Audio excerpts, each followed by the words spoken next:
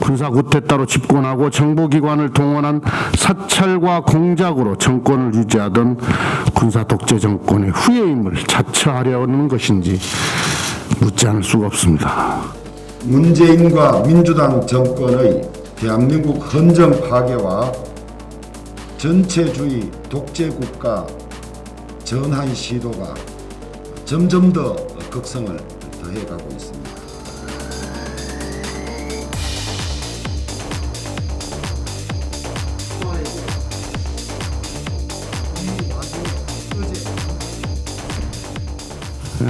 오늘 2시 본회의에서 공수처법을 처리하게 됩니다.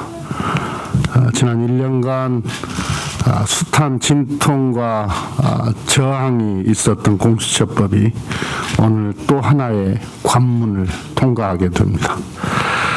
또 하나의 장애문을 넘게 됩니다. 법정 출범일이 한여름이었는데 겨울이 시작된 지금도 공수처는 출범하지 못하고 있습니다. 개혁은 험난한 과정의 연속이지만 결코 멈출 수는 없습니다. 공수처는 시대의 요청에 따른 필연적 개혁입니다. 출범하게 될 공수처는 권력기관 개혁 그 이상의 시대적 가치를 만들어내게 될 것입니다. 최고의 공정성과 균형으로 청렴사회를 만들 것입니다. 국민의힘은 공수처법 외에 국정원법과 남북관계 발전법에 대해서도 필리버스터를 신청했습니다. 필리버스터는 국회법에 규정된 합법적인 의사결정 지연 방법입니다. 야당의 선택을 존중하지만 국정원법과 남북관계 발전법까지 필리버스터를 신청한 이유에 대해서는 비판하지 않을 수 없습니다. 국정원법은 민간인 사찰, 국내 정치 개입 등에 악용되어 왔던 국내 정보 수집 활동을 폐지하고 국가 안보 중심의 순수 정보기관으로 개혁하는 법안입니다. 남북관계 발전법은 접경지역 주민의 안전과 생명을 위협하고 남북 긴장을 고조시키는 백해무익한 대북 전단지 발송을 막는 평화의 법입니다. 도대체 국민의힘이 이들 법안을 반대하고 막는 이유를 이해할 수 없습니다. 군사구태타로 집권하고 정보기관을 동원한 사찰과 공작으로 정권을 유지하던 군사독재 정권의 후예임을 자처하려는 것인지 묻지 않을 수가 없습니다. 지금이라도 냉전 보수, 절벽 보수에서 벗어나 개혁과 평화의 길에 동참하기를 바랍니다. 민주당은 변화와 개혁을 바라는 국민의 명령에 무거운 책임감으로 끝까지 소임을 다하겠습니다.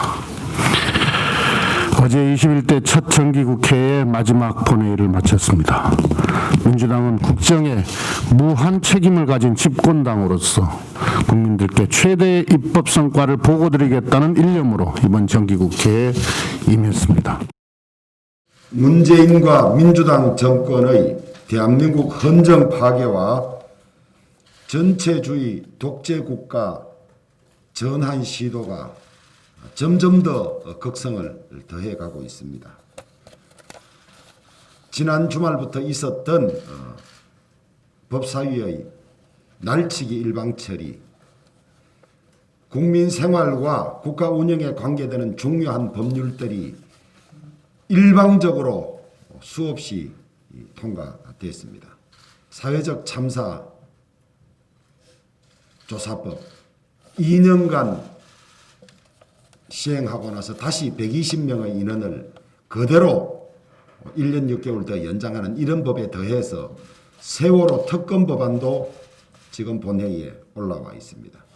국민 생활에 대한민국 경제에 엄청난 영향을 미치는 경제 3법, 또 노동 3법, 5.18을 비방하면 처벌하는 법, 대북 비라를 금지하는 법, 간첩 잡는 국정원의 간첩 잡는 기능을 없애는 법, 대한민국 해체와 헌정 파괴가 극성을 부리고 있는 그런 지경입니다. 여기에 더해서 오늘 윤석열 검찰총장에 대한 징계위원회가 열릴 뿐만 아니라 이 와중에 어제 민주당은 국회를 다시 세종시로 이전하겠다는 계획을 발표했습니다. 위헌 판결이 그대로 유지되고 있는 상태에서 이 틈을 이용해서 또다시 이런 폭거를 자행하고 있습니다. 우리는 역사적 경험에 비추어서 칼로서 일어선 자 칼로서 망한다는 검언을 믿고 있습니다. 독재로 흥한 자 독재로 망한다는 것을 믿고 있습니다마는 집요한 이 집권 세력들의 획책으로 이러다가 대한민국이 정말 전체주의 독재 국가가 되는 것이 아닌가 하는 위기감도 아울러 가지고 있습니다. 국민들이 이 정권의 실체를 점점 파악해가고 당 안팎에서 이제는 이 폭정을 종식시키는데 많은 국민들이 함께 해야 된다는 그런 절박감을 가지고 조직을 계속해 나가고 있는 것으로 노력하고 있습니다. 국민 여러분, 정치에 무관심할 때에는 가장 나쁜 사람들이 정권을 잡고 정치를 하게 된다고 합니다. 국민 여러분들께서 코로나로 힘들고 생업에 바쁘시더라도 지금 이 나라에서 어떤 일이 벌어지고 있고 문재인 정권과 민주당이 어떻게 폭정을 하고 있는지 잠시라도 관심을 기울여서 우리가 피땀 흘려 이룩한 대한민국을 지키는 일에 같이 관심을 가지고 나서 주실 것을 간곡하게 부탁드립니다.